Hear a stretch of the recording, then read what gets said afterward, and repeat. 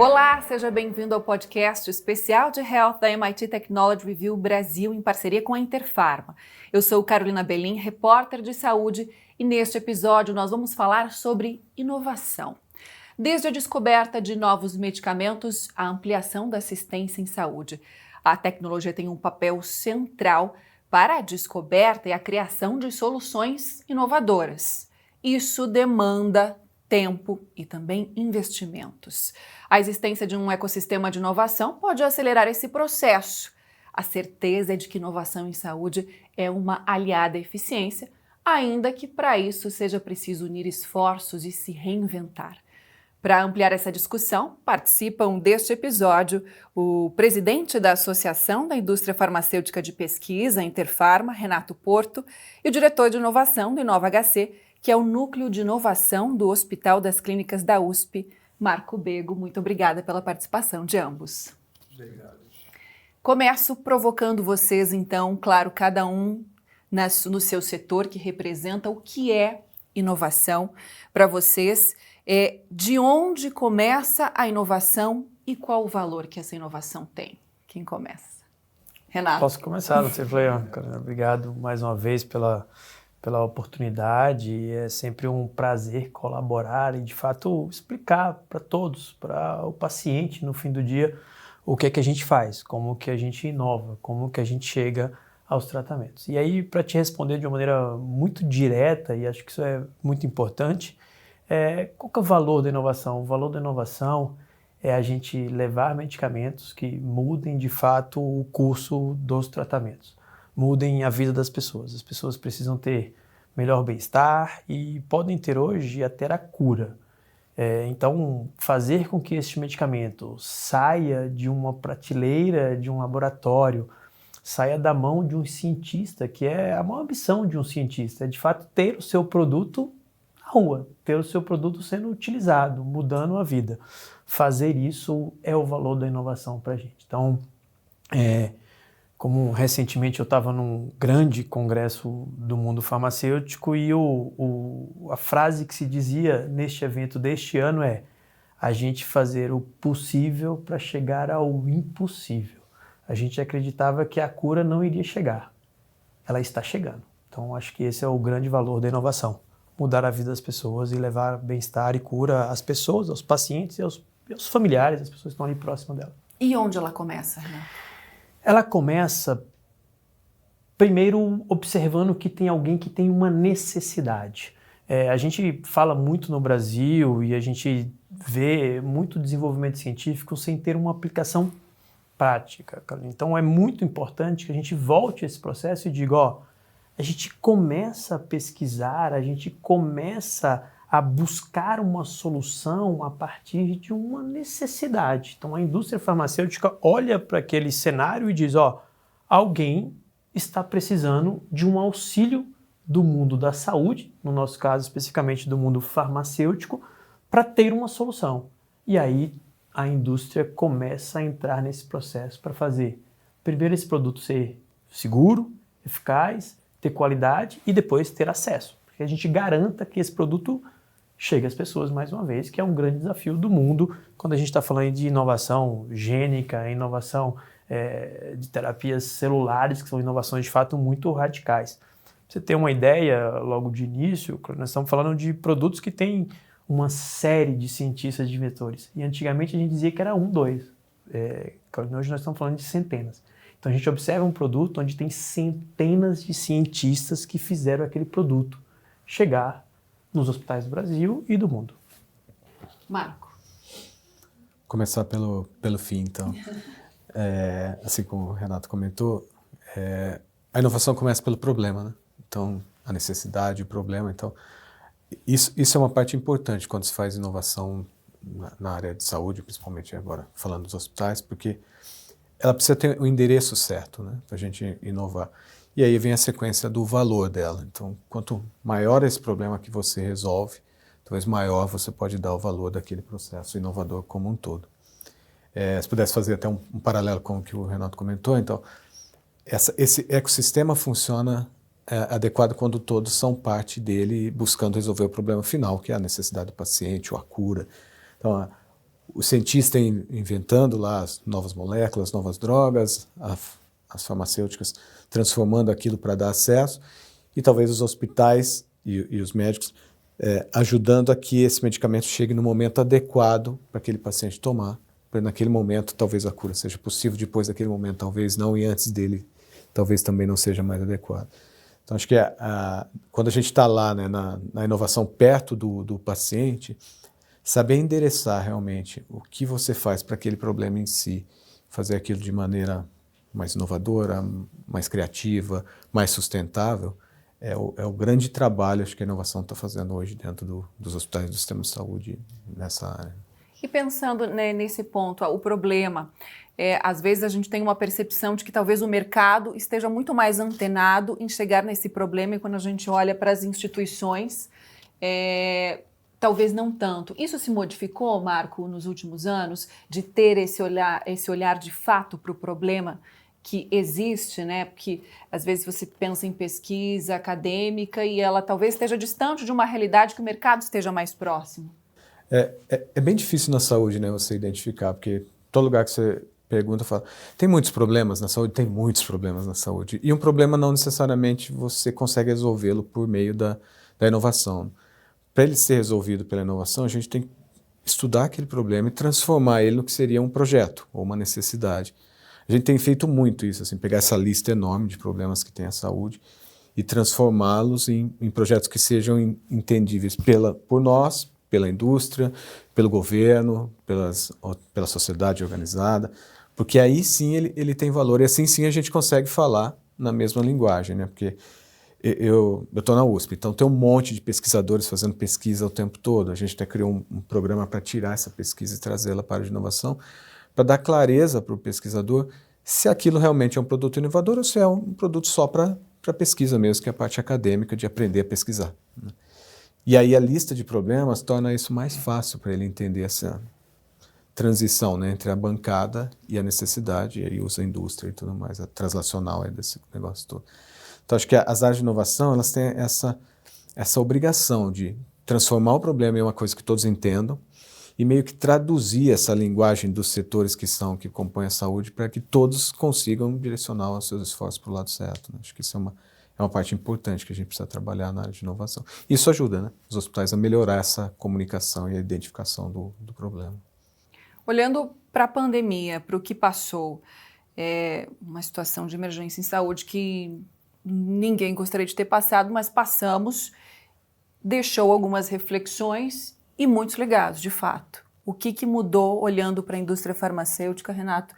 Para a sequência de inovação, desde pesquisa e desenvolvimento, todas as etapas até chegar ao acesso, e qual etapa talvez tenha se modernizado mais rápido? Que tipo de mudança trouxe esse momento que nós tivemos, que foi a pandemia? Para enquadrar no Brasil, eu acho que primeiro a gente percebeu muito claramente na pandemia que saúde é uma grande ambição das pessoas. Então as pessoas começaram viveram, na verdade, muito claramente um processo de desenvolvimento farmacêutico. Imagina que a gente nunca tinha visto uma autorização de um produto em transmissão em horário nobre nas TVs do Brasil. Então, as pessoas falavam muito facilmente em estudos clínicos, as pessoas falavam muito facilmente em qualidade e eficácia, as pessoas falaram em vacina. Então, quando você olha para esse legado que foi apresentado pela pandemia, eu diria que um ponto crucial foi a percepção do próprio paciente do que vem antes de ter um produto à sua disposição. Isso é muito importante. Então, é um nível de maturidade que a população brasileira passou a ter relevante para o ciclo da inovação do mundo farmacêutico. Então, quando as pessoas dizem é uma vacina, parece que a vacina é um produto simples. E eu andava na rua e dizia, a vacina é dos produtos mais complexos que tem no mundo farmacêutico.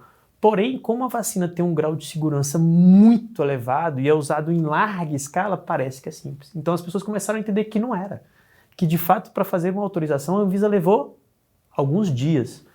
Mas também, por outro lado, as pessoas viram que o desenvolvimento farmacêutico de um produto extremamente complexo foi feito em 326 dias.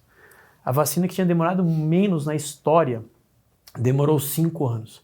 E as vacinas em média demoram 8 anos. Nós fizemos uma em menos de 1 ano. E qual foi a área que se desenvolveu muito fortemente nesse processo? Fora a própria capacidade de produzir esse produto em larga escala, isso tudo foi um grande desafio. A pandemia foi um desafio completo para o mundo. Mas eu acho que houve uma demonstração de uma cooperação que só era visto talvez na bancada de uma academia, onde um pesquisador colabora com o outro, um faz uma parte, outro faz outra e a gente chega a um produto. Na pandemia isso foi feito no nível global. Então imaginem que todos se uniram para tentar ou para dar, no final do dia, uma solução para um problema extremamente grave. Então acho que como reflexão, eu acho que a gente tem muito claro essa cooperação, a gente teve muito claro também uma definição estratégica de como o mundo ia enfrentar essa pandemia. Eu acho que isso foi feito pelas indústrias farmacêuticas, ou seja, como é que nós vamos abastecer, como é que nós vamos garantir que toda a população global tenha acesso e que isso seja feito de maneira onde a gente rapidamente contenha essa progressão, porque nós estávamos de fato dentro de uma pandemia. Então, essa união de esforços para se chegar a um resultado prático e essa capacidade que nós tivemos de conseguir dar escala e chegar rapidamente ao mundo, todo mundo queria em dias, né? Mas assim, não dá para ser em dias. Então, eu acho que foi feito muito rápido, foi feito com uma extrema qualidade, foi feito com a garantia de diversas autoridades regulatórias do mundo. O medicamento é um produto extremamente regulado, então todas as etapas desse processo são controladas. Então, acho que a pandemia deixou isso por um viés do paciente, começou a perceber muito claramente a importância da inovação, e por um viés da indústria, uma capacidade de cooperação global a ponto de chegar a um produto final tão complexo em menos de 1 ano. E algumas etapas se aceleraram também, né? Esses dias eu conversava com a doutora Meiruzi Freitas, da Anvisa, e ela contava justamente como esses processos regulatórios e essa questão do ecossistema, de como hoje não só a Anvisa, como outras agências regulatórias do mundo conseguem fazer aprovações mais velozes e em conjunto e se organizando de maneira que as informações estejam distribuídas para todos. Isso é um legado da pandemia também. Sem dúvida, isso já se fazia e a pandemia colocou isso acelerou. Exatamente, em perspectiva muito forte. Então, as metodologias de trabalho hoje das agências regulatórias são muito eficientes. Então, mas é importante também que a gente diga que às vezes a gente chega só no final, que é as agências cooperarem e trabalharem em conjunto. Mas para que isso aconteça, eu preciso fazer com que os marcos regulatórios que regulam esse produto sejam harmonizados. Eu preciso fazer com que o mundo inteiro olhe um produto sobre a mesma lente. Eu preciso fazer com que o mundo inteiro diga, para ter comprovação de eficácia desse produto, eu preciso desses requisitos. Isso foi um trabalho que o Brasil fez de 2013 até agora, vai fazendo. Mas hoje já está num nível de maturidade tão grande que podem haver esses acordos de cooperação que a gente chama de work sharing, ou seja, cada país do mundo avalia uma parte de um produto, os países juntos avaliam em conjunto para dar uma segurança para o globo. Nem todas as autoridades precisam fazer do mesmo jeito, porque talvez isso não seja eficiente, não faz mais sentido você analisar alguma coisa que outro país analisou e que é absolutamente igual o que foi protocolado lá e o que foi protocolado aqui. Então isso é uma garantia também que foi dada pelo país, que essa harmonização regulatória nos dá a oportunidade de fazer esse trabalho em cooperação, que nos dá, no final, o que nós mais queremos, que o produto chegue rápido à população, que o nosso paciente tenha acesso à mesma terapia, ao mesmo medicamento que outros países do mundo estão tendo acesso. E aí nós vamos para outros desafios, mas o fato é, o desafio de não ter o Brasil, ou não ter no Brasil a disponibilidade do melhor tratamento, nós talvez já tenhamos enfrentado uma boa parte dele. Você vai me perguntar, Renato, mas ainda está no mesmo tempo? Não, a gente ainda demora um pouquinho mais. Mas a gente já tem, um arcabouço e uma base técnica para fazer isso muito bem construído. Ainda que esse não seja a etapa final da inovação, né? Mas calma aí que eu vou para o Marco agora para entender no âmbito hospitalar também. Qual etapa aí você acredita que tenha se acelerado mais? No período da pandemia, assim, apesar de todos os problemas que tivemos, foi um período para a área para a transformação dos hospitais foi muito rico, né? Porque o hospital é um ambiente extremamente fechado, é também muito bem regulado e por causa da segurança é difícil você fazer inovação durante os processos. Com a pandemia isso se abriu, porque você não tinha perspectiva, você precisava olhar para o novo. Eu me lembro a época que a inovação estava entrando no processo de como levar os produtos para dentro do hospital, para testar, fazer os testes de pilotos e essas coisas. E a gente não conseguia. E com a pandemia as portas se abriram. Quando as portas se abriram, a gente viu que a gente também não tinha condições de avaliar certinho qual produto colocar para dentro, fazer essa pré-análise para entrar. E acho que tudo isso foi ganhando. Hoje o processo está muito mais estruturado de como você fazer uma avaliação prévia do que faz sentido, o que você levar para teste, que momento testar ou fazer, que momento da jornada ele entrar. E também muito mais claro como validar se aquilo realmente está fazendo a diferença em função do problema que você quer resolver. E aí entrou toda a parte de tecnologia, que era uma coisa que estava meio segurando, teleconsulta. Se falou anos de teleconsulta e de repente tudo que se falou anos não tinha nenhum valor, porque a teleconsulta funcionou e funcionou melhor do que as pessoas imaginavam. E aí as coisas começaram a funcionar, e você resolvendo problemas de forma diferente. Eu lembro que não tinha teste PCR suficiente, né, para validar, e a gente pegou um algoritmo para, por meio da tomografia, você validar rapidamente a área ocupada do pulmão, e esse algoritmo, à época, veio da China, depois da Europa, e depois a gente desenvolveu aqui. Então, esse tipo de coisa é muito difícil de fazer antes.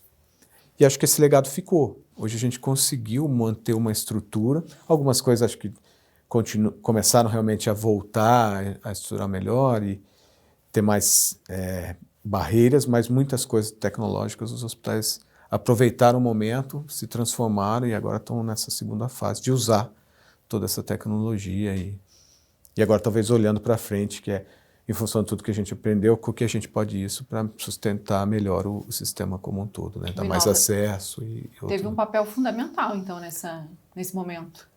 Para a gente lá, a área de inovação, ela foi... Para a própria área foi muito bom, e para o hospital a gente conseguiu trazer coisas que ninguém se perguntava, né, se isso era possível, mas na hora que precisou, alguma coisa chegou, com o apoio das indústrias e outros, acabou chegando lá, desde os testes de vacina até robozinhos que iam buscar o lixo dentro da UTI, né? Porque tinha coisa que a gente sequer imaginava que ia precisar.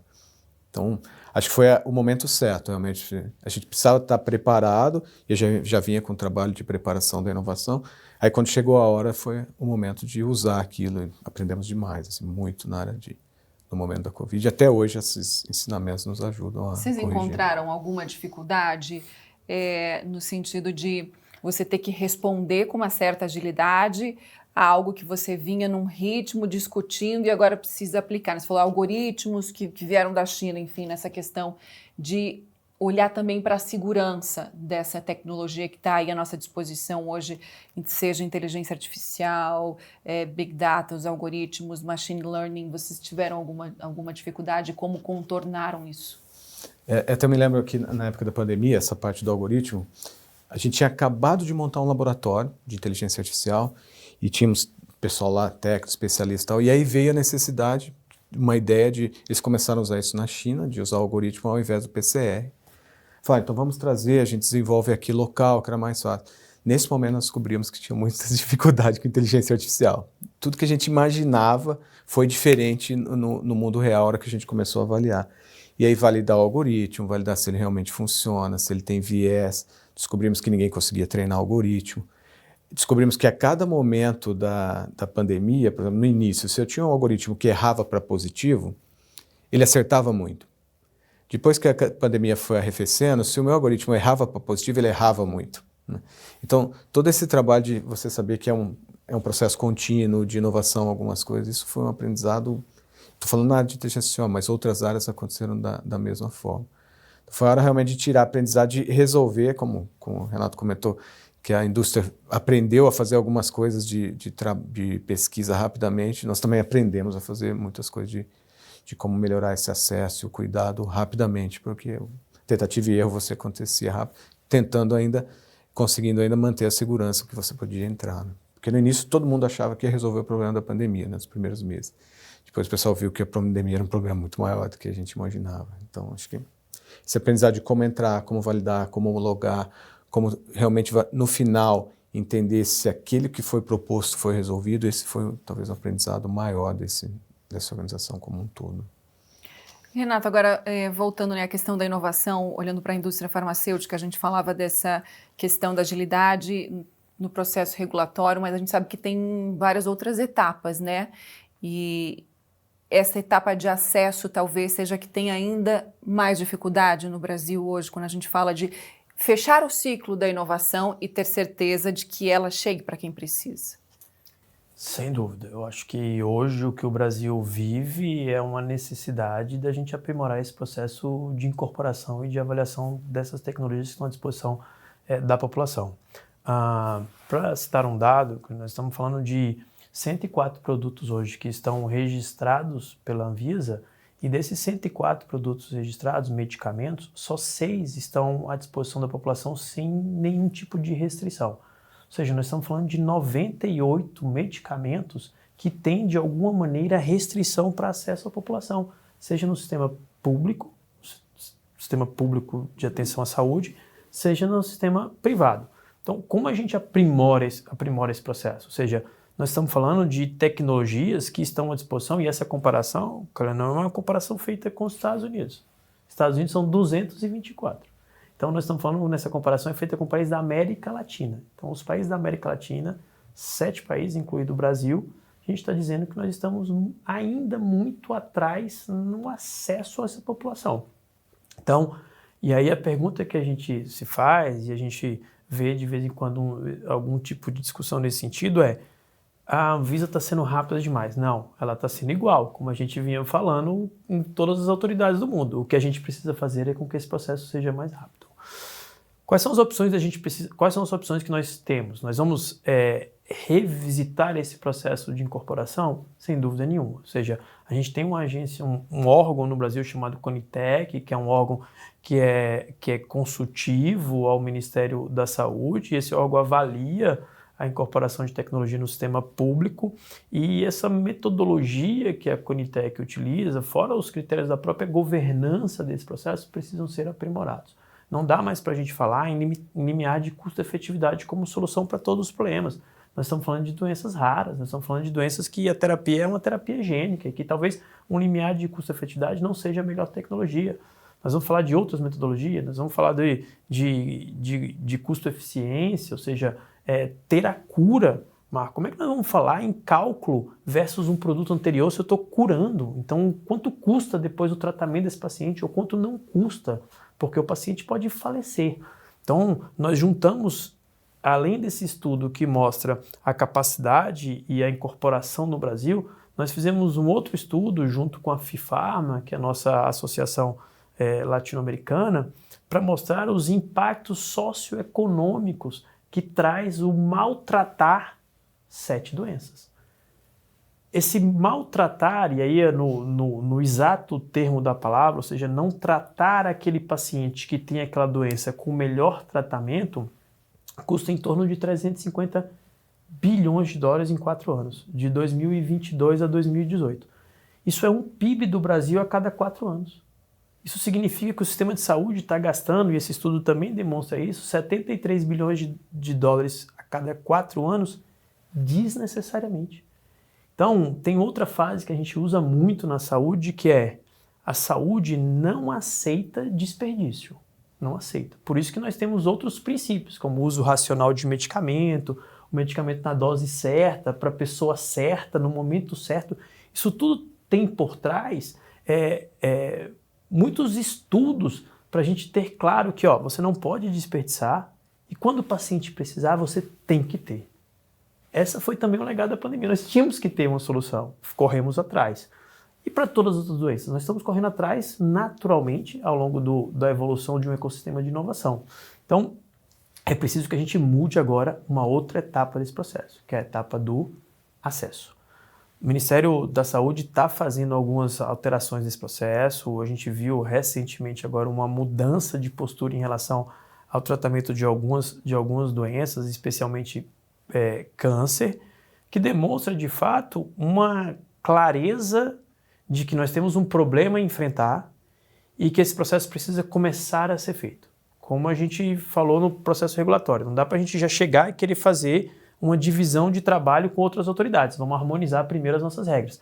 Não dá para eu chegar e dizer que está tudo resolvido em acesso. Não está. O que nós vamos fazer primeiro? Escolher terapias, não escolher terapias, mudar o modelo de governança da Conitec, ou seja, será que dá, Carolina, para a gente ter uma avaliação de uma incorporação de um produto sem ter uma equipe ou um grupo de pessoas que avalia aquela tecnologia altamente especializada naquela tecnologia? Nós estamos falando de coisas muito específicas. Então, avaliar um medicamento similar hoje é muito diferente de avaliar uma terapia gênica. Avaliar um medicamento para doenças raras é muito diferente de avaliar um medicamento para doenças crônicas. Então, talvez a gente ter essa modificação dessa governança seja um outro desafio e que eu acredito que a gente esteja nesse tempo. Esse é o nosso momento de hoje, discutir melhores formas de ampliar o acesso às tecnologias inovadoras para a população, porque a gente vai chegar, de fato, a uma solução. E aqui tem uma premissa e uma base muito importante. Não dá para a gente dizer hoje que tem um tratamento em algum lugar do mundo e que o paciente brasileiro não pode ter acesso a ele. Isso é muito difícil. Depois que você prova que esse tratamento é eficaz, é seguro, tem qualidade, como você vai dizer para uma mãe, para um irmão, para um pai que aquele tratamento não está disponível? Não tem como. Não tem como. É responsabilidade nossa fazer esse produto chegar a todos os lugares do mundo. E aqui em conjunto com o sistema de atenção à saúde, com a indústria farmacêutica, com o sistema de saúde suplementar, com o sistema de saúde público, ou seja, é responsabilidade desse grupo dar acesso à população. A inovação, ela acontece e é muito difícil a gente parar ela. Não se para. Estou vendo dizer ali a saúde guiada por dados. Depois que você gera esse dado, depois que você gera essa informação, no mundo de hoje, no mundo do ChatGPT, no mundo da inteligência artificial, da internet das coisas, onde as universidades estão em ebulição, onde as pessoas criam startups hoje, Marco, para amanhã lançar um produto, para daqui a 15 dias estar lançando um produto. Não tem como a gente parar isso. Então, acho que o nosso grande objetivo é dizer para todos os pacientes, o que for preciso a gente fazer, o possível a gente vai fazer para que você chegue ao impossível. Mas para a gente o impossível é o dia de amanhã, é a cura, é o melhor tratamento do que nós temos hoje. Então acho que a gente precisa fazer isso e acesso é o grande desafio, sem dúvida nenhuma. Porque a gente entende que houve e não tem como parar essa evolução científica e que talvez esses modelos e essa forma de avaliar já não é compatível com a tecnologia que a gente tem hoje. Mas, como você relata, então já existe uma mudança de entendimento de que há um problema a se resolver por parte do governo, é isso? Sem dúvida, sem dúvida. Acho que ainda que tenha um caminho pela frente, mas já existe... Peraí, vamos refletir todos aqui. Quem são todos esses atores, Renato, que precisam estar nessa discussão e nessa mudança para que se possa evoluir de maneira eficaz nesse sentido? Eu acho que o primeiro grande ator que tem nesse processo, e eu sempre me pergunto, quando eu tenho um mau hábito de correr, né? Então, brincando, é um bom hábito de correr, então faço isso, mas assim, quando você... Eu também sou... Então, quando você... Sou adepta da corrida. E eu digo que é um mau hábito pelo seguinte, porque, e brinco que é um mau hábito para a saúde, é ótimo, mas é um esporte que você pensa, que você continua pensando. Então, você passa ali uma maratona, uma meia maratona correndo e você fica pensando. Então, digo isso para te dizer que toda vez que eu começo a correr e que eu começo a pensar em saúde, em medicamento, eu penso que o principal ator que tem que estar nesse processo é o paciente. Então, eu preciso dizer para ele, ou seja, ele precisa participar do processo de acesso. Nós precisamos legitimar o nosso processo. Nós precisamos legitimar que a inovação vem para mudar a vida dele. E que ele precisa entender qual que é essa mudança que vai acontecer. A pandemia também fez um pouco disso, um pouco da nossa capacidade de ser resiliente, de que as pessoas foram lá e usaram máscara, que as pessoas foram lá e ficaram em casa, e isso é natural num processo de saúde. Então o paciente é o primeiro. Eu acho que os reguladores desse processo também são atores muito importantes. Eu não me esqueço e não podemos esquecer o que foi feito na regulação sanitária brasileira, ou seja, imagina que nós temos na história, e muito recente, nós temos produtos que, a partir da criação da Anvisa, foram completamente adaptados. A gente é de uma época onde se discutia a capacidade e eficácia dos medicamentos, ou seja, como a Anvisa foi criada. Ou seja, hoje ninguém discute mais isso. Todo mundo sabe que um produto registrado no Brasil hoje pela agência pode ser tomado livremente, com toda a garantia de qualidade, eficácia e segurança. Então, os reguladores também são muito importantes nesse processo. Os atores do processo de assistência em saúde, aí estou colocando todos talvez num grande grupo, mas nós estamos falando aqui de hospitais, nós estamos falando aqui de operadoras de saúde, nós estamos falando aqui de sociedades médicas que de fato fazem essa prescrição, ou seja, aquele grupo de pessoas que vai atuar no momento da necessidade do produto.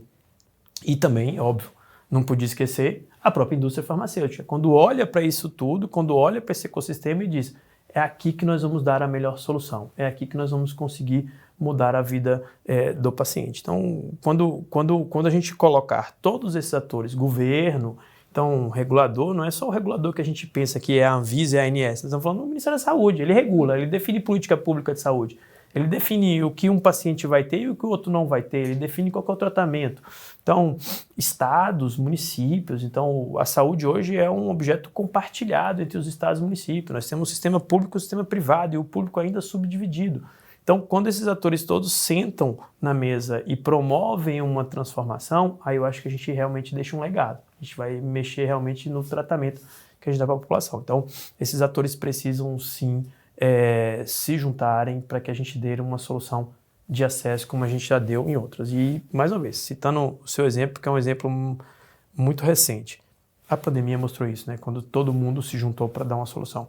E eu digo, a pandemia, ela não mudou muito os processos. O que eu acho que aconteceu muito na pandemia foi que a gente agilizou. O que a gente ia fazer, talvez, em 20 anos, nós vamos fazer em 3. E isso já é, por si só, um grande desafio. Mas que a gente ia chegar em alguns pontos, como inteligência artificial, como utilização, talvez, de robótica para se chegar a resultados, a gente ia chegar. Mas talvez a gente chegasse em 10 anos, e não em 3, e não em 2, e não em meses. Então foi isso que a gente fez um pouco. Então acho que esses atores de saúde precisam entender o desafio que é o desafio de hoje, que é dar acesso à população a medicamentos com inovação, que mudam a vida. Vou puxar esse ponto. O que tem de projeto hoje mais inovador no Inova HC, Marco, e que vocês talvez imaginassem, acho que não chegaríamos se não fosse, né, toda essa conjuntura nele em 2024?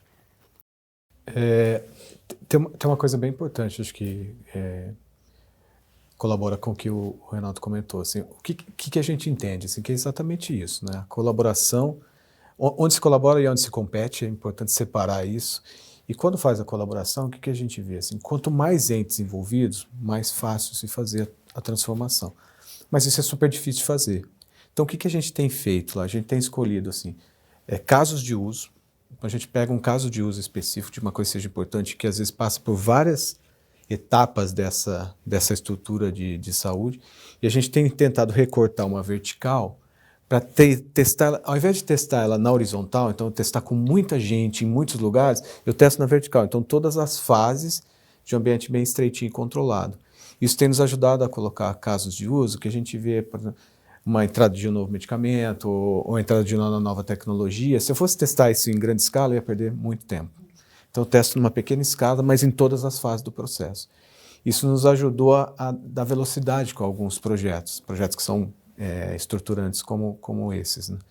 Então, eu diria, um projeto que a gente teve foi de conectividade, que foi um projeto bem grande, que toda vez que a gente ia falar de saúde digital, alguém falava, isso funciona em São Paulo, né? Isso não funciona. Aí começamos a testar e hoje a gente consegue levar saúde digital de qualidade, com alta tecnologia, para qualquer lugar no Brasil, desde o meio da floresta até aqui em São Paulo. Às vezes no meio da floresta é mais fácil que aqui em São Paulo, por incrível que pareça.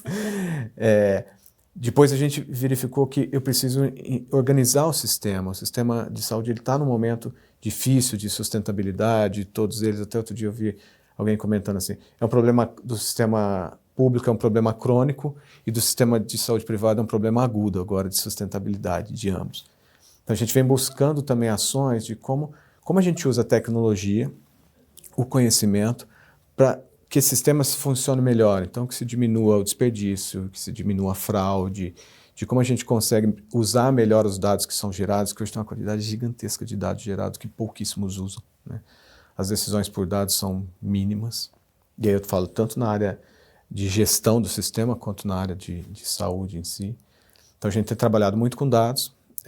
Aí a generativa está nos ajudando a resolver problemas que estava bem difícil para a gente resolver, principalmente de interoperabilidade, que a gente estava há anos discutindo isso, agora a gente está tentando esse caminho. Algumas tecnologias novas que estão chegando, e até medicamentos, então a gente tem trabalhado muito até com as farmas, de como eu melhorar a jornada do paciente, às vezes até automatizar algumas partes da jornada para que o diagnóstico aconteça rápido, para que consiga usufruir todo o benefício daquele tratamento.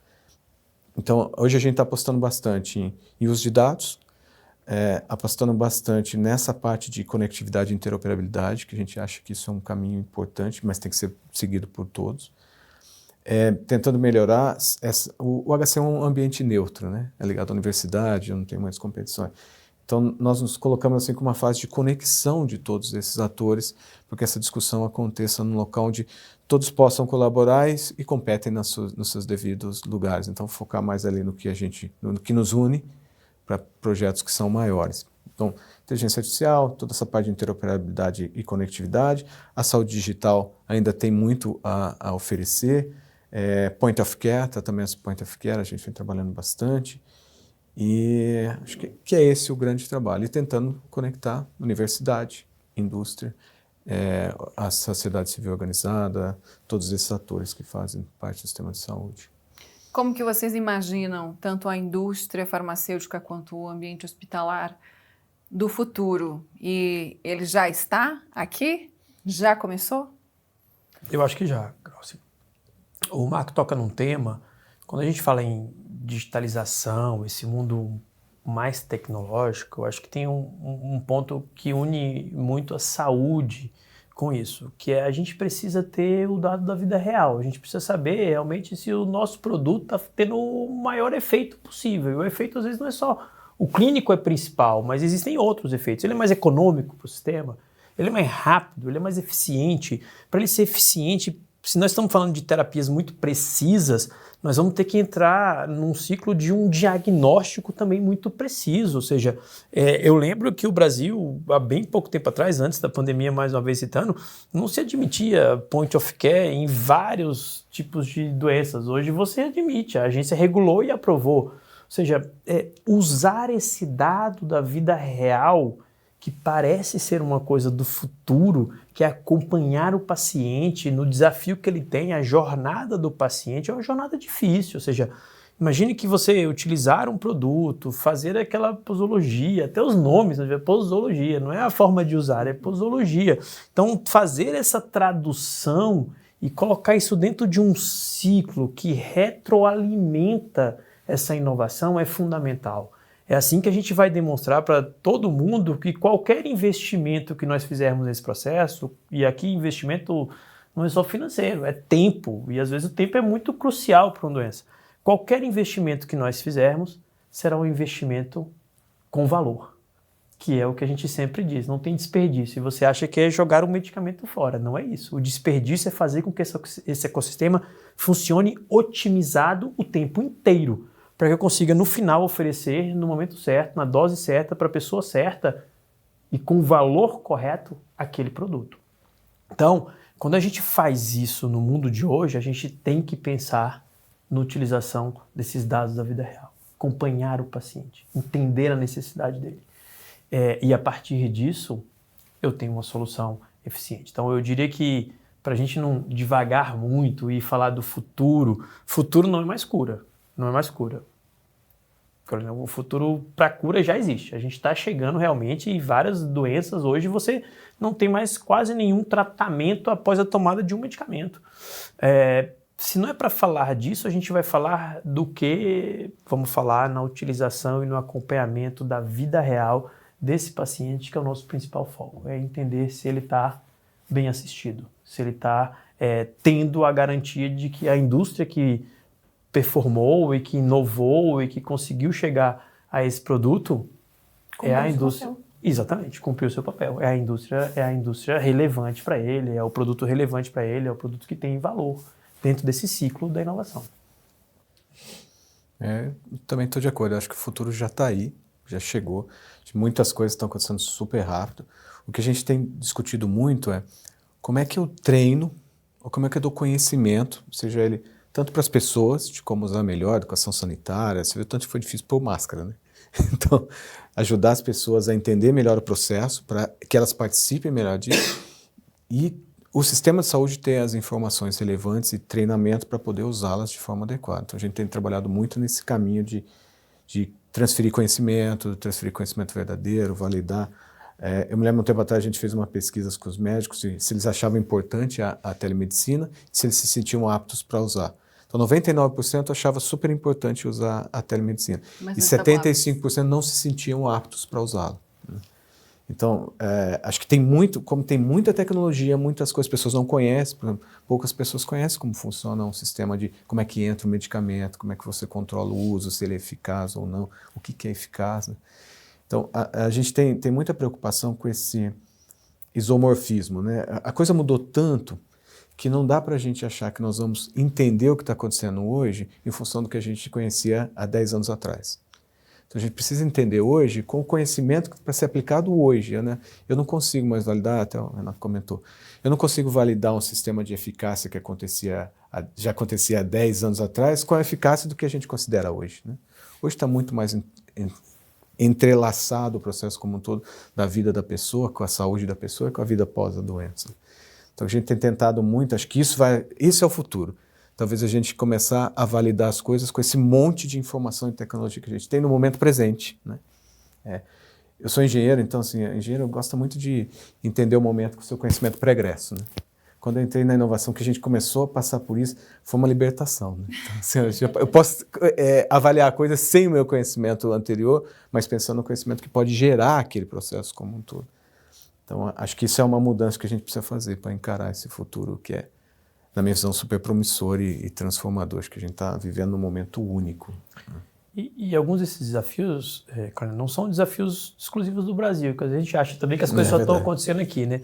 Elas estão acontecendo no mundo inteiro. Então, a gente viveu uma mudança geracional do medicamento sintético para o medicamento biológico. Nós estamos vivendo uma outra mudança geracional do medicamento biológico para essas terapias que são ditas, são as terapias avançadas, ou seja, terapias CAR-T, terapias gênicas. Ou seja, é para lá que nós vamos? Se é para lá que nós vamos precisar nos reinventar. E acho que nós estamos nos reinventando. Chegamos a esse momento de fazer essa nova mudança geracional. E isso vai fazer realmente com que os tratamentos tenham muita precisão, muita precisão, muita precisão. Não vejo a indústria farmacêutica, não vejo os ecossistemas de saúde no futuro não falando de que nós resolvemos. E já tem exemplos, não são exemplos nem de hoje. Então, eu não vou citar moléculas e nem produtos, mas nós temos exemplos estou falando de 10 anos atrás, onde um medicamento foi registrado no Brasil, registrado ao mesmo tempo que outras autoridades do mundo registraram. Esse medicamento entrou no sistema de atenção em saúde e se mudou o tratamento daquela doença no Brasil. Mudou mesmo, mudou de tudo. Da forma do paciente ter uma comodidade, ao custo desse tratamento, a tudo. Então, acho que isso é para o qual a gente vive, né? Assim, eu digo isso também muitas vezes, ou seja, a saúde, quando ela te canta, te encanta, ela faz com que talvez você diga, eu só posso trabalhar para isso, eu só posso trabalhar para mudar a vida das pessoas, eu só posso trabalhar para que amanhã, eu não tenho filhos, mas que amanhã as crianças tenham um melhor tratamento do que eu tive. Então isso é muito, não é altruísta, isso é mais do que altruísmo. Isso aqui é de fato tentar transformar uma sociedade para que o mundo de amanhã seja de fato melhor do que o mundo de hoje. Perfeito. Renato Porto, presidente da Interpharma, Marco Bego, que é o diretor de inovação do InovaHC, agradeço a presença de ambos. Acho que trouxemos alguns insights bem interessantes aí no dia de hoje. Obrigado, sempre à disposição, e a inovação agradece. A gente precisa também fazer um pouco desse letramento, dessa explicação para os nossos brasileiros. Obrigado pelo convite. Agradeço também a você que nos acompanhou até aqui. O podcast de Health é uma produção do MIT Technology Review Brasil. Esse episódio teve o apoio da Interpharma. Acesse mais dos nossos conteúdos no nosso site ou então no seu agregador favorito de podcasts. Até mais!